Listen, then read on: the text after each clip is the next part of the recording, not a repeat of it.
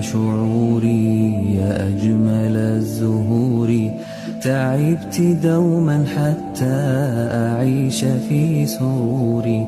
أمي فداك روحي يا منتهى طموحي، أنت الأمان حقا وبلسم الجروح، حبيبة الخفاق وحلوة العناق، يزول كل حب وحب أمي باقي.